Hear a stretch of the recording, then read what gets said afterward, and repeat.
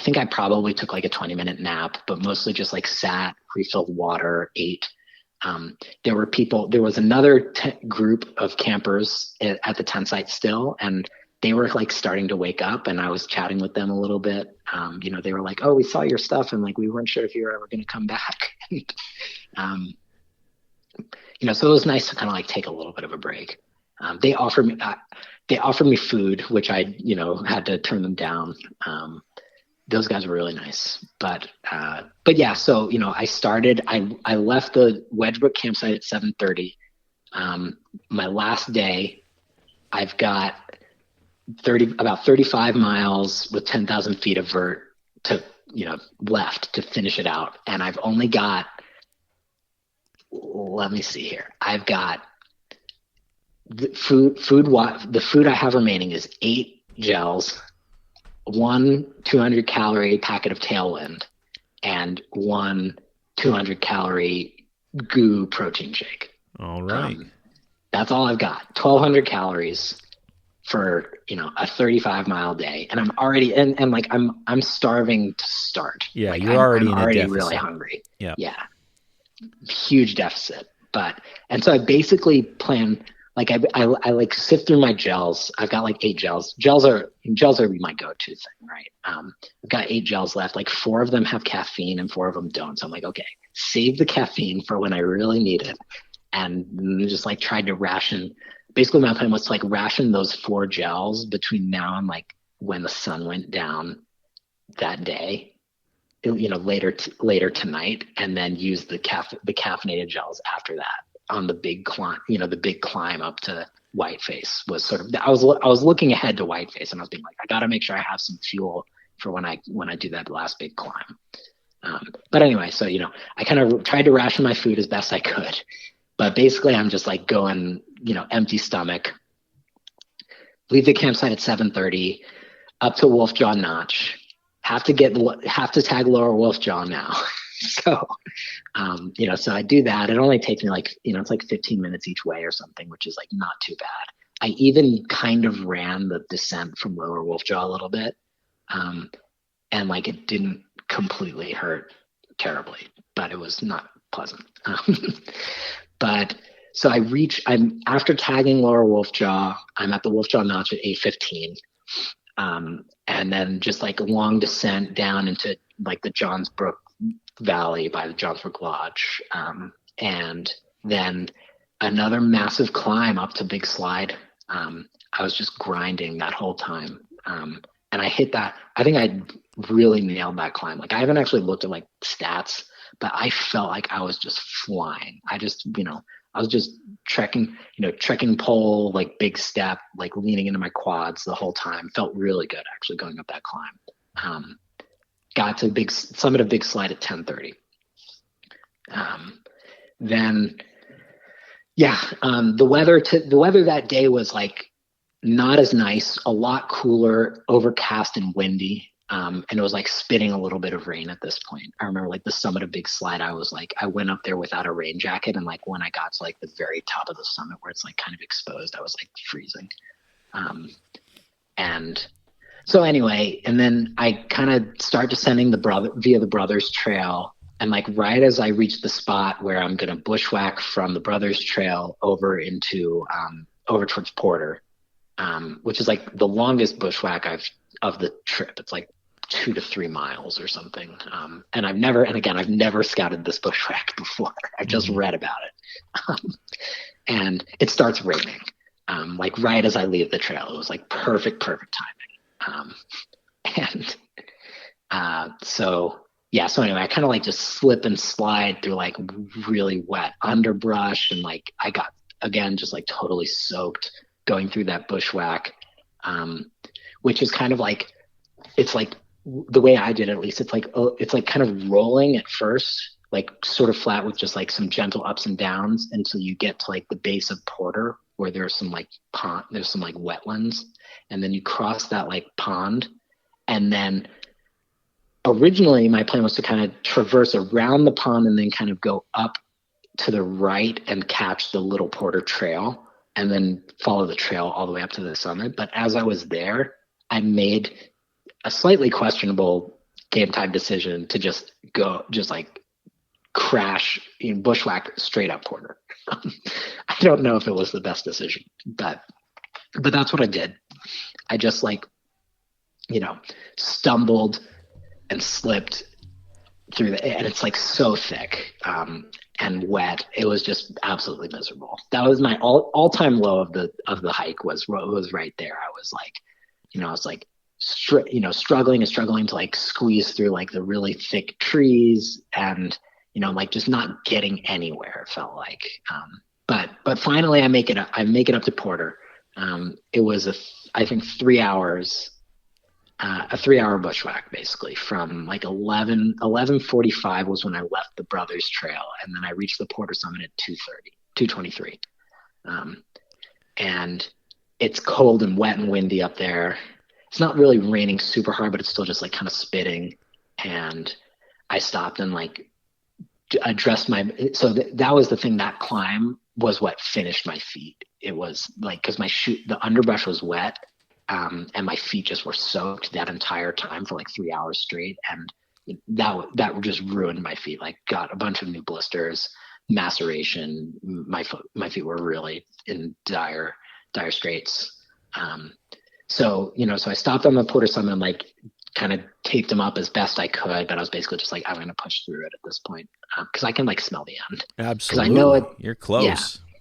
Yeah. So, cause from here, I know I've basically only got one more climb. It's just a quick little, I got the big climb up Whiteface is really all I have left. It's just a little traverse over to Cascade, Cascade was fun. It was like so windy. I almost thought I was going to get blown over. And yeah, it's that type of summit. All right. Yeah. And there were people, I think it's Saturday at this point. So it's like, and it's like crappy conditions, but it's Cascade, right? Like there are tons of people. And like a lot of people were like getting to the, like right where the tree line ends at Cascade and turning around because it was like too windy. And, I just like push on through and it was fun. I had a good time up there. It was cold though. And anyway, so, tag Cascade just after 3:00, slow, painful descent from Cascade, reached the trailhead of Route 73 at 4:30. And I stopped and I like, refill on water.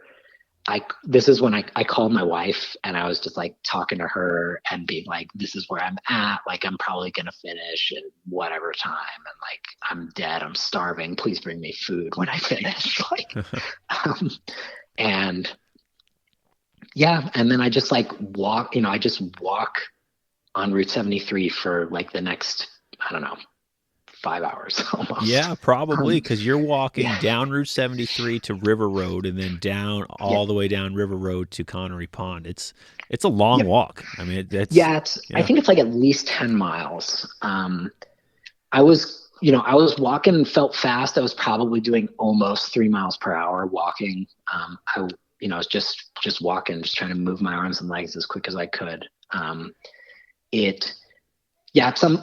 should say another, I know I mentioned this in my trip report, but around kind of just past Cascade, I noticed a spring energy, like a half-eaten energy gel that's like laying on the side of the road. It's just litter. And I seriously considered eating it because I was that hungry. Desperate times. Yeah, desperate times. But, as with before, I was like, got to stick to the unsupported thing. So I just picked it up and put it in my trash bag. But, that was, so, that was a low. Sure. That was a low. Yeah, that's definitely a low. But yeah, so I was just walking. Did the road feel good on your feet or did it feel hard and terrible? Okay. It hurt. It hurt because, at this point, my shoes are pretty worn out. My feet are just really swollen, really tender and sore. And so it felt good to not have to worry about technical trails and rocks and stuff like that. But it didn't feel good. But, I think I made decent time. Like I said, I was kind of like walking at like a decent 3 mile per hour pace on the road. I listened, as I said before, this was the one time I put him well, I didn't even have headphones. I turned my phone on speaker and was just like listening to a podcast about pizza and drooling over that.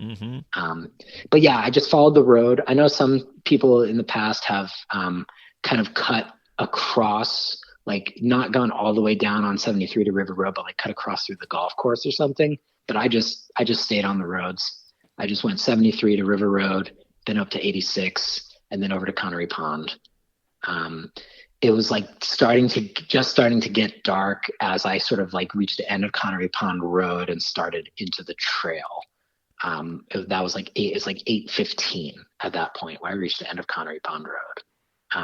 And then this is where things got really trippy because it was dark. I was tired. I had only slept like 3 hours the last like 2 nights.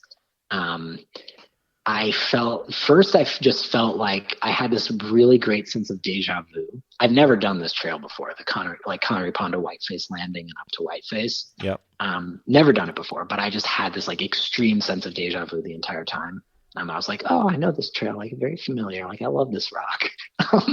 And then and then as it got even darker, I started like seeing things in the shadows. Really like really dark, like gruesome stuff. Like I thought I saw like dead bodies and like zombies and stuff. Wow. I mean, you're at like a mile. You're basically at like mile 100, going on with like I don't know 3 hours of sleep during that time frame right now. So the hallucinations have begun. It appears. Oh yeah, for sure. And then this was my first time. Like I was ready for it, and I like knew the entire time. I like knew it was hallucinations. So I'd never like really got completely freaked out, but I was just kind of enjoying it. But it was definitely my first time like really pushing the sleep deprivation to this point where I just like was basically delirious. But yeah, I just like I walked I actually remember running for a few stretches in there. The running was painful, but like I was kind of forcing myself to run some of the flat part from Connery Pond to Whiteface Landing.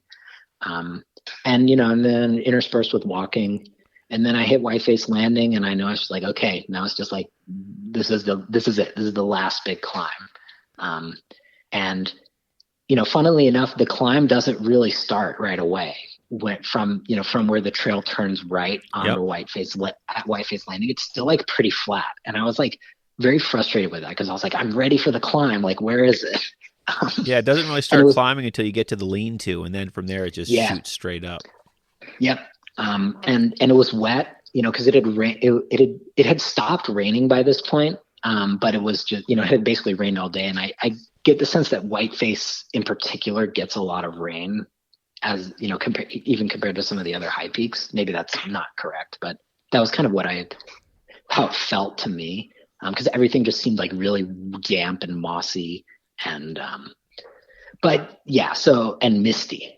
I just kind of like grind up Whiteface. I stopped past the lean-to, like in the middle of like that grind, that really steep section. But before you get to like the rocks near the top, I stopped, took like a 40-minute nap, and this was like the last place to get water. So I like kind of stumbled down that, like the face of I stumbled down the hillside, like, maybe like 20, 30 feet to the Whiteface Brook, and refilled water there, and then came back up. And like, I had taken a 40-minute nap, but I was still like pretty, like stumbling around. Like I had trouble like finding which way was uphill, like to get started again. I was definitely like really reaching my limit. Get like closer to the Whiteface summit, like it gets really rocky, and those rocks were really wet, and that was just like tough. I was slipping a ton, just really slow going. But I reached the Whiteface summit at like 12:40 a.m. So just past midnight. And I know it's like basically all downhill from here. So I had some route finding trouble I'm sure this is like hilariously trivial, especially in the daytime, but so you descend Whiteface a little bit, and then the trail kind of touches just on the edge of the toll road, and then it kind of like dips down to the right and keeps going to the right of the toll road. But like, I kind of reached this spot where like I reached the toll road and I was like, I don't know where to go. Like, I'm, Ah, sure, sure. really